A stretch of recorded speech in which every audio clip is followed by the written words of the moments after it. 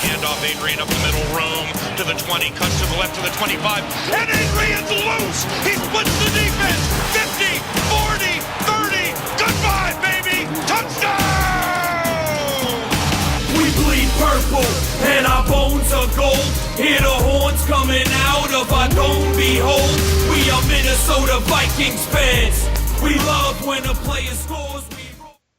Hey there, Vikings fans. You're listening to the Purple People podcast. The Vikings lost 30-31 to the Chicago Bears, and we're going to talk about that and so much more in today's episode. My name is Kyle West. He may be related to Judge Dredd. It's Adam Carlson. Judge Dredd with the hair of red. That's me. Yeah. Welcome to episode 67 of the Purple People podcast. This is our post-Bears-Vikings Week 2 game analysis, and I have titled this show, The Cutler Did It. Mm-hmm. He did. We kind of did it to ourselves, too, but you got to give Chicago the benefit of the doubt. They played a pretty solid game as well, too. That is true. Very true. But before... let's go right into... I was going to do the same thing you were. I was going to segue into the quick hits and was going to say that before we get to our game recap, we've got to get those out of the way. Absolutely. Yep. Last week, Ndamukong Suh was fined $100,000 for a low block on Vikings center John Sullivan. He appealed this fine on Friday. They have yet to hear what the result of that is.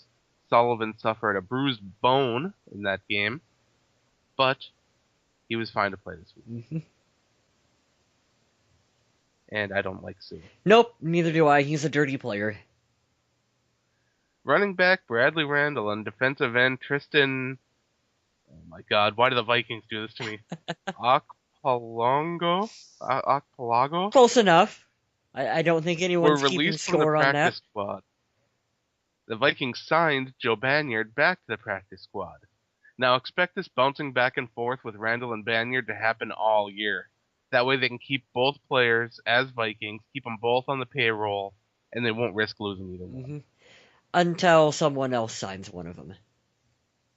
Maybe. Yeah, but I don't really even begin to understand how practice squads and those kinds of transactions really, truly work, so I'm not going to go there. But whatever is Spielman, he's a mad genius when it comes to that stuff, so I'm sure he's got it. If they can keep both Randall and Banyard, I'm happy. Yeah, me too. Because both those guys are young, talented players. Yep. My last quick hit, the Vikings have reached injury settlements with defensive end DeAndre Reed and offensive lineman Seth Olson. Mm-hmm. That way, they're paid. They don't have to play. Vikings retain the rights to them. Big thumbs up there. Yep, awesome stuff. Let's jump right into the meat and potatoes here, Adam. Hopping in. Yeah. I love you. I asked you guys on Facebook that with the Vikings going 0-2 to start the 2013 season, what aspects of this team are you the most concerned with? We got an awesome amount of comments, 41 comments in total, which for us, that's just great. I love all the feedback. Wish I could read all 41 of them off, but we're not going to quite have time to do that. So no. I picked out 2 or 3 of my favorites, and then I think both me and Adam are going to go ahead and answer this one as well too. But I'm going to read some ones from you guys. Alex, and I just went. These are in no specific order, by the way, just the order that I picked them out when I was reading. Alex, he wrote in and said the defense, and he's not just saying that because of what happened earlier today. Our defense cannot give away 30-plus points every week. I agree with you. I've been a little confused by the way our defense has been playing so far, and it's been suspect. Vanessa wrote in, Bill Musgrave, it's a trickle-down effect. He's terrible at his job, thus making our offense terrible. Frazier's complete... She doesn't sugarcoat things, does she? No. Frazier's complete and utter lack of emotion is suspect also. I agree with the first half of that, not so much about Leslie Frazier. We had a lot of people, a good bulk of the 41 comments that we got were directed towards Bill Musgrave. Jeremy Woods, the play calling for the offense, the type of plays for wide receivers, and he would like to know how many offensive snaps Patterson and Wright took out there on offense for the Vikings. I think we can all agree that we want to see more of Cordero Patterson and Jarius Wright be a part of this offense. Absolutely. Jordan wrote in new QB and need more Jerome Felton. Well, I don't think you're going to see a new QB for the Vikings. And Jerome, as soon as he gets back from that suspension, he will, of course, step right into the starting role for the Vikings. And then, John, this is my final comment. Number one is definitely Bill Musgrave. And what happened to our pass rush? I agree with him. He went on to say that the Bears didn't have a good O-line, yet Cutler had all day to throw the ball. For sure, I would like to see more of a pass rush from our defense. All right. Got some interesting replies from our followers there on Facebook. So what about you, Adam? What are you the most concerned with this 0-2 start? Well, aside from the fact that the Vikings are opening with 2 losses in the division, both on the road, that's scary enough. But as far as from a team standpoint, I'm still concerned with tackling. I'm seeing too many bad angles, too many missed tackles, and I understand that this Chicago game, it was wet, it was sloppy. It was going to be hard to bring anyone down, especially a big tight end or something like that, but you just got to take the right angles and you got to wrap up, and that's basic football fundamentals. I'm going to mirror what a lot of the people said in the comments section, and I'm going to call out Bill Musgrave once again, because I think the play calling has been it's been horrible. I agree with what Vanessa said. When you take numerous times your right-handed quarterback and roll him out to his left and make him throw in that awkward motion like that, when you're talking about Christian Ponder, who he's a little mechanical by default, you don't want to put him in bad situations like that. And I don't understand why they did that multiple times throughout the course of the game. And it's predictable, it's bland, it's boring, and I feel like we've got enough of an improvement in our receivers and other personnel on this team that it doesn't have to be such a bland, generic offense that we are seeing from the Vikings. And I'm not a fan of Musgrave's lack of creativity. Now, here's where I'm going to get a little bit of hate mail. I'm going to support Musgrave a little bit. A little bit. I understand what he's trying to do. He's trying to break tendencies.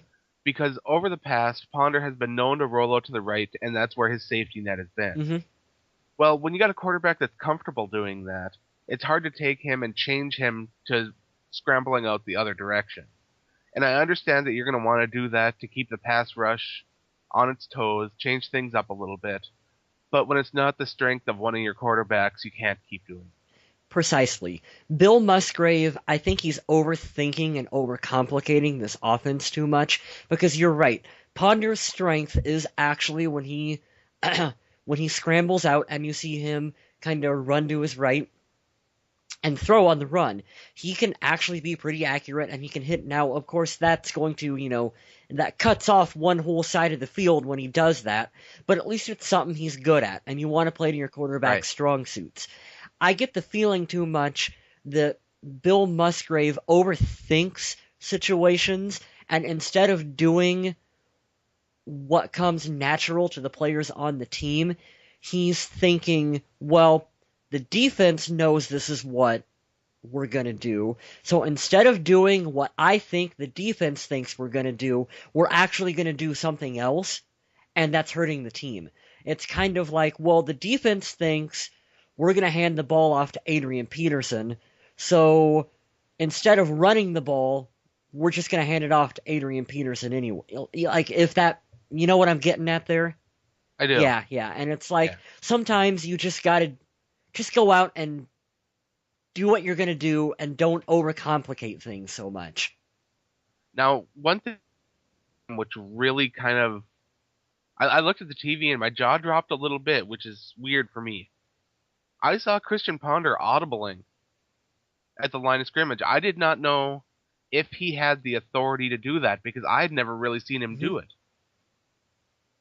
Now, I'm glad on that play when he audibled, he was able to get some pretty good yardage. I'm glad to see that. Let's take the training wheels off Ponder and put the big boy pants on and go play quarterback, and that means giving him the ability to audible and change things at the line. Do it. I don't If this is indeed a make or break season, Yeah. give him the chance to prove whether he can make it or break it. I don't expect him to be Peyton Manning at the line and calling plays in that level of detail, but in theory, this is his third year. He appears to be a fairly smart, fairly intelligent guy. Let's give him enough leeway when he's out there on the field that if he doesn't like the play that's being called, he can audible out of it and get him into something else that he's going to be comfortable. It's all about making him comfortable. And yeah, the audible, that's something that they need to do more of to get him in plays that he's comfortable with. Absolutely. But before we're drifted a little bit here. We need to reel back a bit, and we need to give away a game ball, and we need to label some donkeys here. I agree. I'll go first. I'll give away my game ball. Okay. And I gotta admit, I was not expecting this performance. So my game ball is going to Greg Jennings. Nice. We saw Greg Jennings come up with some pretty big catches to stretch the field and move the chains a little bit.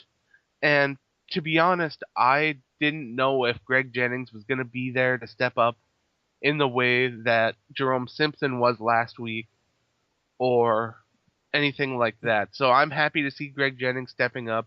He gets my game ball this week. I was watching the game with a group of Vikings fans, and every time Greg Jennings caught the ball and was getting yards after catch, we were all standing and clapping and cheering because that's what we paid the man for. That's why we gave him the 5-year contract for whatever the dollar amount was worth. $9 million a year, that's a lot of money. It is. And this is the kind of return investment we want to see out of him. And this is a great starting point for Ponder and Jennings. Now they got something that they can build off from. And he needs to be that go-to guy for Christian Ponder. And 5 catches on 6 targets for 84 yards. What I really like about what I've seen from Jennings and the limited look of the 2 games so far is that he's been able to go out there, and if the ball's not quite on target, he's been able to make adjustments to it and still catch it. He's got really good... That's what good wide receivers do. Yes, really good hands. I like that a bit from Greg Jennings. I gave my game ball to LaTroy Guion, because that play where he was able to strip the ball from Chicago, the running back, that was one of the most heads-up, like, in-the-moment smart plays I think I've ever seen. Because yeah, it was very heads-up it's like, football. hey, you've got enough guys that are already tackling him. Why don't you go out there and strip the ball and get it back? And our offense, just kind of by the nature of being run first, we need the defense to go out there and to get the ball back and put us on short fields. And LaTroy, that was just an awesome heads-up play. So you get my game ball for sure for that one. Nice, nice. The donkey. I hate giving away the donkey award. I wish I never had to give one away. Especially to this gentleman, John Carlson. Now, Carlson earned this on 2 separate plays. First of all, at the end of the game, instead of falling down so the offense could take one more shot and try to get in field goal range for Blair Walsh, he throws the ball backwards and fumbles it, turns it over. So the Vikings don't even have a shot. Yeah. Secondly, another butt fumble. I know the Jets got made fun of a lot for their butt fumble. John Carlson's butt caused Adrian Peterson to fumble.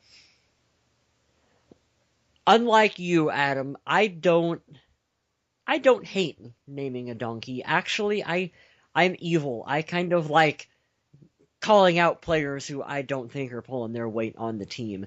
And John Carlson, you are literally worthless. I'm sorry. I cannot think of a single thing that you've done in your tenure with the Minnesota Vikings that has been worth the contract that you were signed to.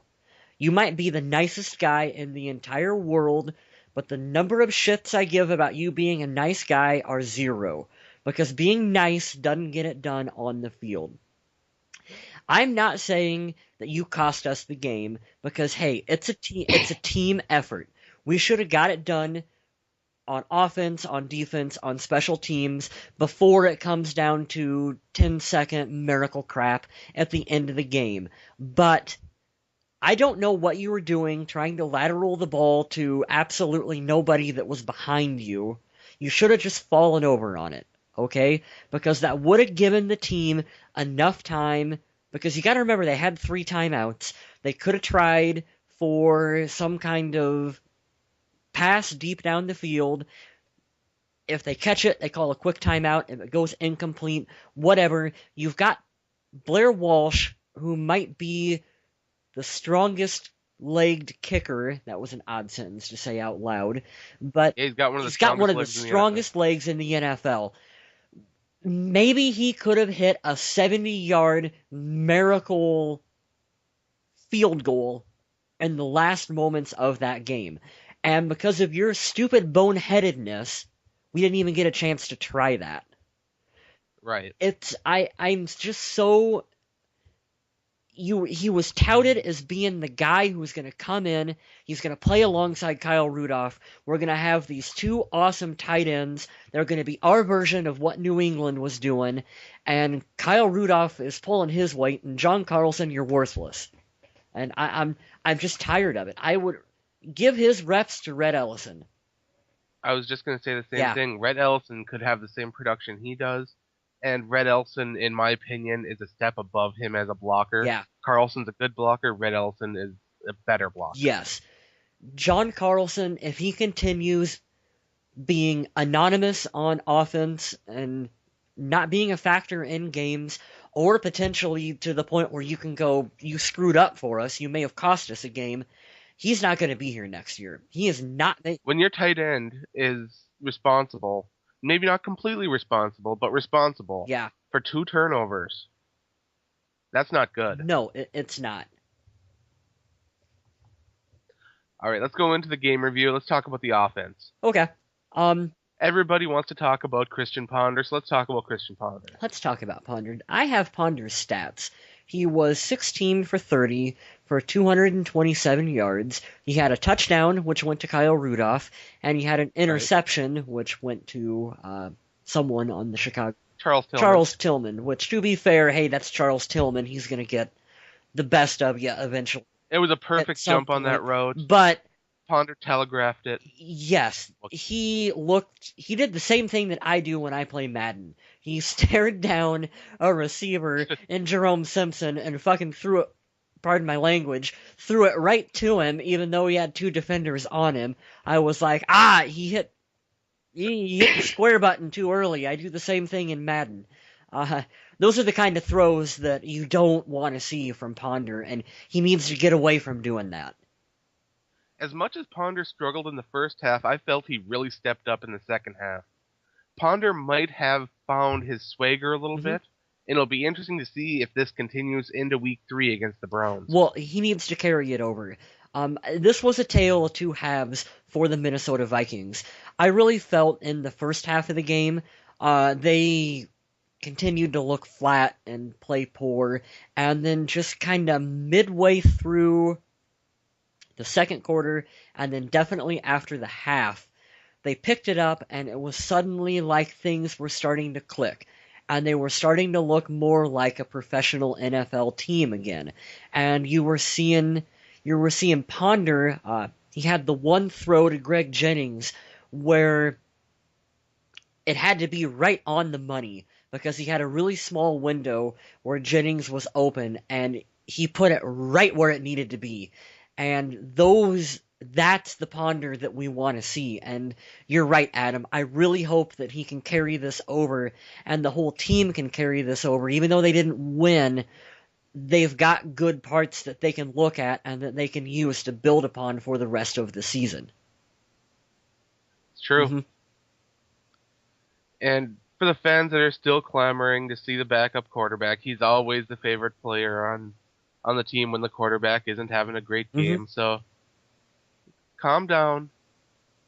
Let Ponder prove whether he is or isn't. I know a lot of you have already came to the conclusion that he isn't. And I've been hard on Ponder, and we've got a little bit of flack on Facebook and Twitter for us. You know, we've been Ponder supporters, and then all of a sudden after the Detroit game, we're coming out and we're bashing him a little bit. Here's my thing about Ponder. We've got to see the consistency from him. We've seen him play like crap. We've seen him play really good. What we're tired of, and I know what I'm tired of personally, is making excuses for when he plays like crap. And that's the reason why we were negative on him after the Detroit game, is because we're tired of doing that. We don't want to have to do that anymore. We want to see him come out there and be consistent from week in and week out. Unfortunately, I do get a bit of the vibe from Ponder that potentially that could just be the way he is. That could be his mojo. We'll see what happens as the season unfolds.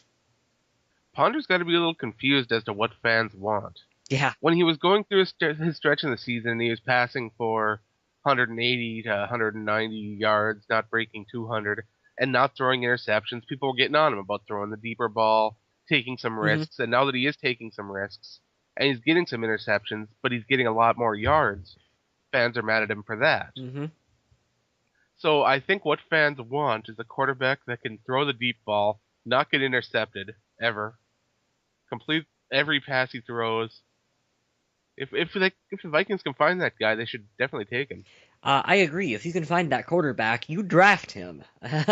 Yes. But I think it comes down a little bit as to what's happening is Adrian Peterson. Today he was 26 for 100 yards, no touchdowns, with a long run of 36 yards. Right. We're seeing Adrian get stopped way, way, way, way more than what we're used to. It's true. And I'm almost wondering, this is what I was talking about earlier in the day, if it's at the point where teams know that they're going to stack the box to stop Adrian Peterson, and they also know that when they stack the box and they get that quick pressure to Christian Ponder, that it kind of messes with him a little bit and makes him a bit of a basket case, and that's when he gets off his game and doesn't play up to the standard that we're hoping for. Now, traditionally, we know that with Adrian Peterson, you want to run the ball and you want to use that to set up the pass. Now, I'm no offensive coordinator, but just kind of based on how they're stopping Adrian and how they're getting to Ponder so quick and throwing him off his game, I almost wonder if the Vikings and Bill Musgrave kind of need to flip the script a little bit, and they need to go out there and they need to pass. They need to get the ball early to Greg Jennings and Kyle Rudolph, because those are the two biggest security blankets for Ponder. Get some easy checkdowns to those two, pass the ball, get the defense playing back a little bit, and then that'll open it up for Adrian Peterson to start rushing and getting more of those positive gains and not getting stopped in the backfield as much. Now, I'm not an offensive coordinator. I clearly don't know what the Vikings are trying to do, but that's kind of my little assessment for maybe what they should look to do early in next week's game against the Cleveland Browns. Totally. We finally got to see Adrian Peterson break that 100-yard barrier. Maybe not break, but he's definitely sitting on it. Maybe this could be something for him to look at is where he's running, because that offensive line is not doing the job for him. I don't know if he's missing Jerome Felton that much. Zach Line seems to be doing okay. I just don't know if the guard play is still up to where it can be. I'm going to push a lot more of this blame back on Brandon Fusco and Charlie Johnson. Yep. I really don't think that they are ready to be this team's guards, because we are seeing Phil Lodeholt play at a good level. Matt Khalil stepped it up a bit more this game again, which was good to see. Yeah, I felt that Khalil kind of looked shaky at the start of the game, but towards, like we said, the second half, he really seemed to pick it up and kind of fall back into his groove, and I think he'll be fine after this one. Absolutely. I mean, the Vikings only gave up 1 sack. Corey Wooten pulled him down once, so the pass protection's much better, but now we got to see a little bit better in the run game. The O-line, I think, has been very suspect so far, and that's been one of the more confusing aspects of this 0-2 start, is I really felt coming into this season that offensive line is like, we got that taken care of. Like, yeah, I thought that was going to be a string. Like, yeah, we know Charlie Johnson is what he is, and he's not the best. Yeah, he's kind of a donkey, but like, you can count on him to get his job done most of the time out there. Brandon Fusco, he's played pretty bad so far. Both him and Charlie Johnson. I've seen a couple plays where I seen Charlie just flat out fall over. Out there, and it's like, boy, I know that they're playing on a wet field, but here's a guy who's been in the league for a number of years. This isn't the first time he's played on a wet field. Okay, he ought to not be falling over like that. All right, and I got a quick note for Charlie Johnson. All right, when you're blocking a play, you don't have to stop when the player with the ball is right beside you. You can keep running and try to block downfield. Indeed, you can. It's not illegal. Not yet, anyway. Give Roger Goodell time, and it will be, damn it. But part of the blame that's being laid on Ponder is a little bit unfair, because his offensive line has let him down just immensely so far. And I think they've got to take a strong look at the two guards. I don't think, even though we haven't seen the best of play from Charlie Johnson, I don't think you kick him out just yet.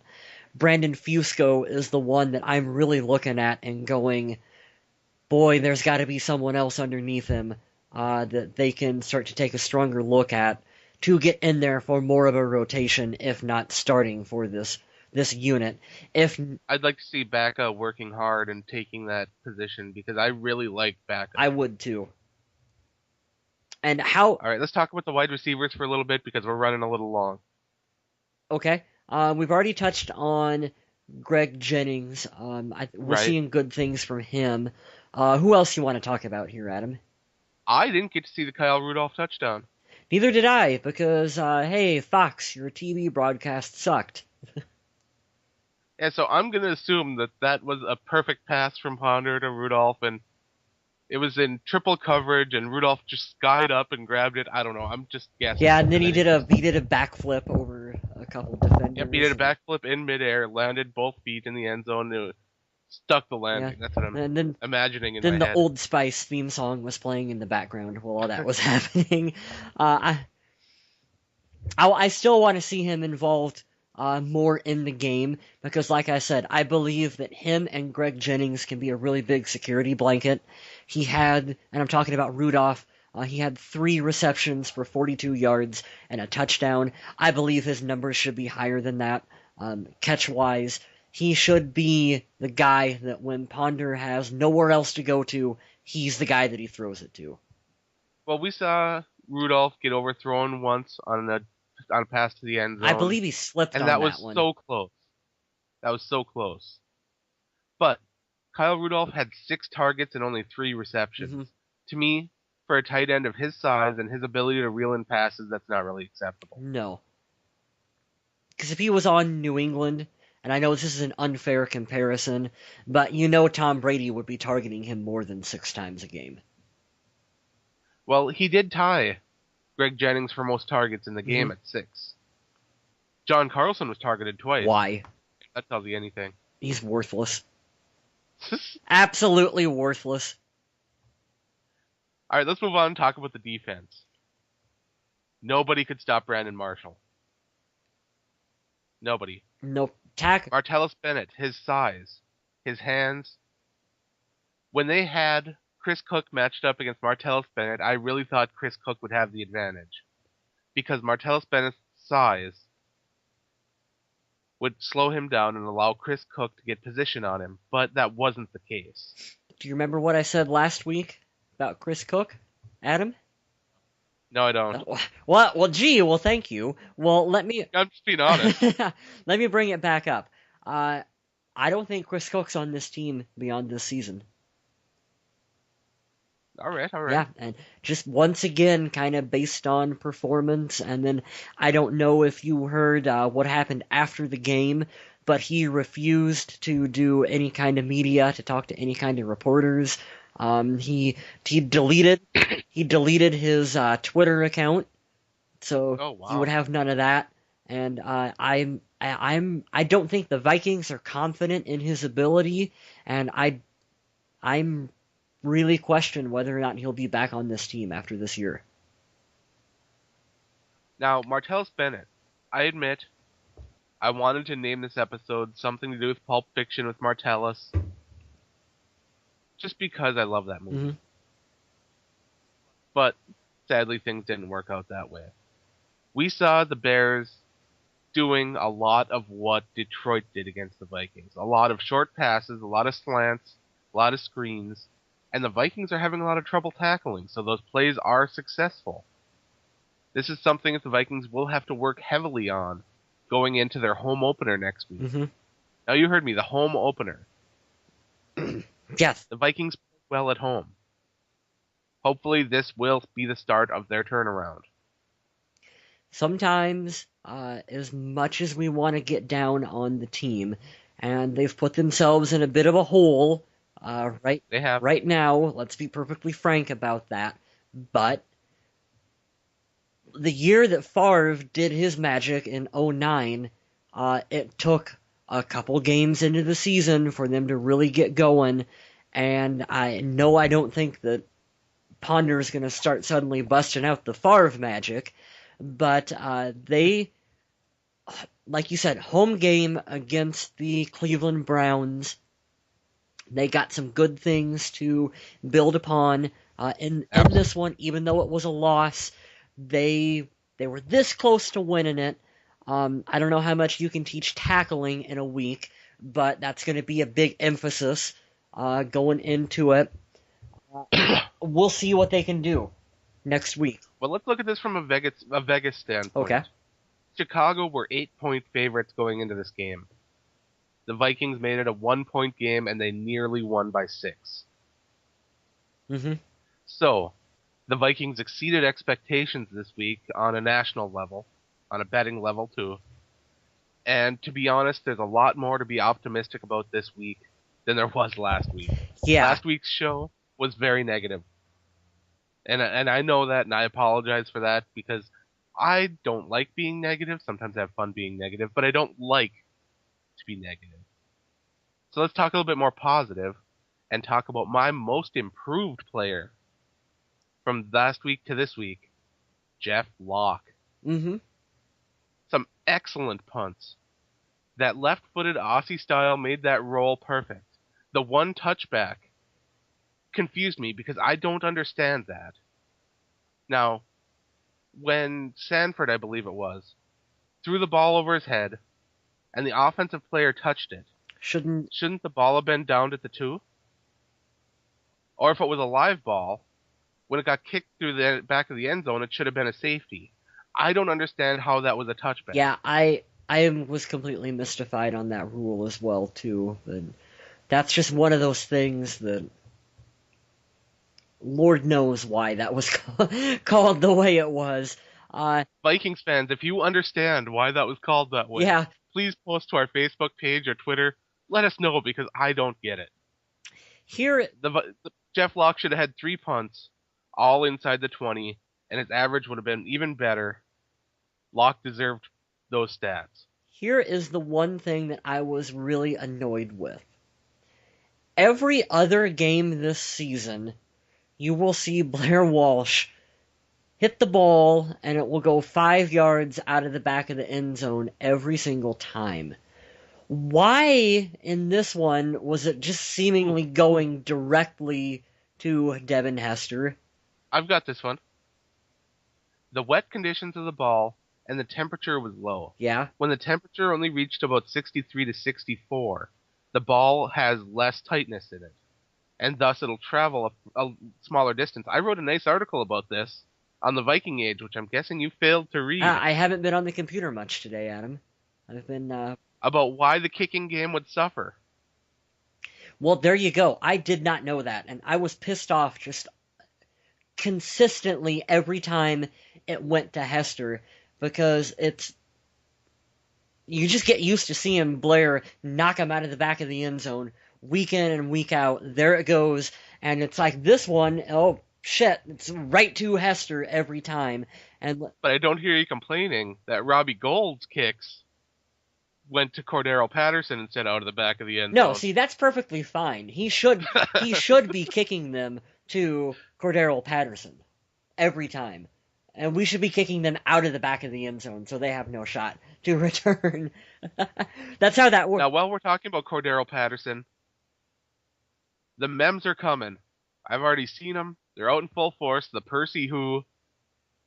I'm not going that far, but that was one heck of a return that I didn't get to see because I was late getting to the game because I had to stop at the store and get some food.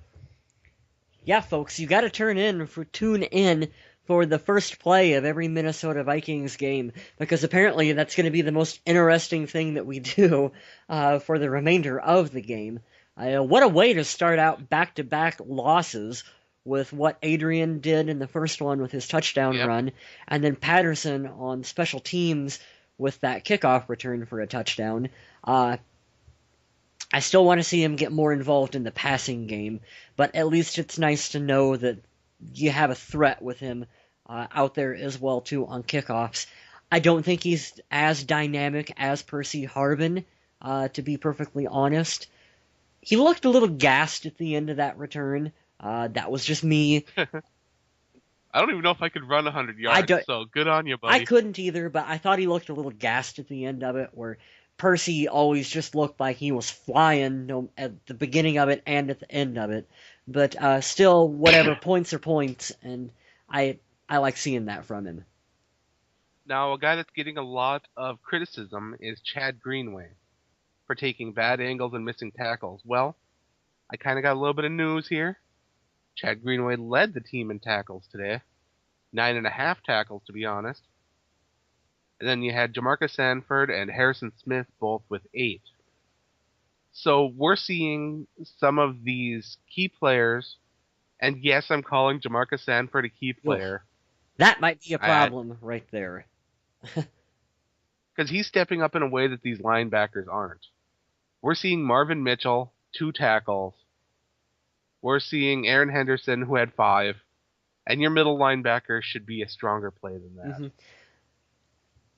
I'm going to call Aaron Henderson out right now. He looks out of position to me in his new role for the Vikings. He can do it because clearly he's done it now for 2 games. Like he has the ability to do it, but I don't think he has the ability to play it at a high enough level. I think they need to look long and hard at what they're going to be doing with the linebacking core, and maybe shake things up a little bit coming into our 3rd game of the season. Well, the Vikings do have some middle linebackers on their roster. They've got a couple guys that were competing. They've got Audie Cole, who they were trying out there in a competition. They've got Desmond Bishop, who is more than able to play there. Desmond. And they've got, oh my God, why can't I think of his name? Mitchell? Penn State linebacker.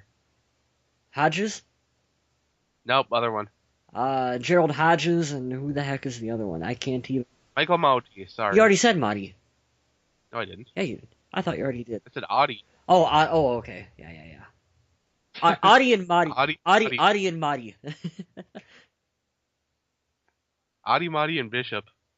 Sounds like some weird thing from Newhart, if we have any Newhart fans out there. I was to say a really bad boy band. But... Oh. Anyway, but how much let's improvement... try this up a little bit here. Yeah, how much improvement do they really have over Aaron Henderson currently on this team?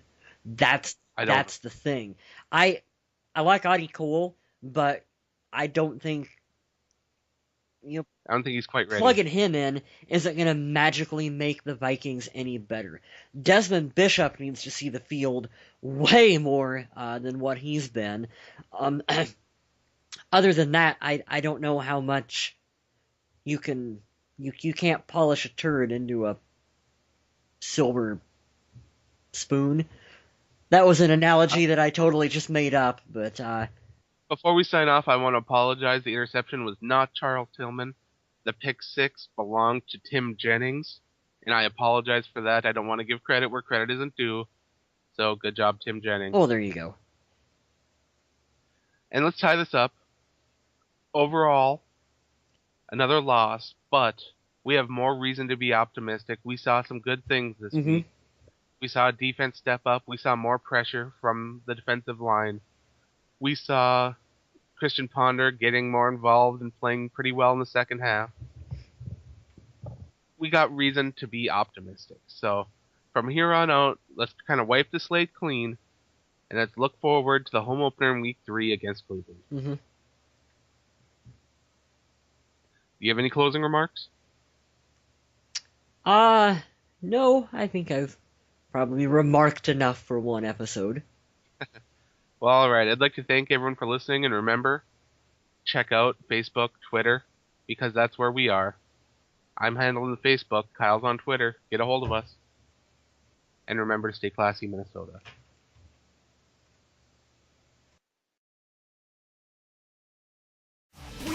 Purple, and our bones are gold. Hear the horns coming out of our dome, behold. We are Minnesota Vikings fans. We love when a player scores, we roar, ignite the stands. We bleed purple, and our bones are gold. We're the kings of the north, our slogan skull. No Packer, no bear, no lion can beat us. We will punish anyone if they try to defeat us. He's the MVP, appreciated greatly. Running all day, 2K, that's AP. Make a defense cry, or maybe beg. ACL stands for Adrian's crazy leg. He's the heart of the team, 28, holding up that Lombardi is a part of the dream. We will never give up, we find the faith to move past.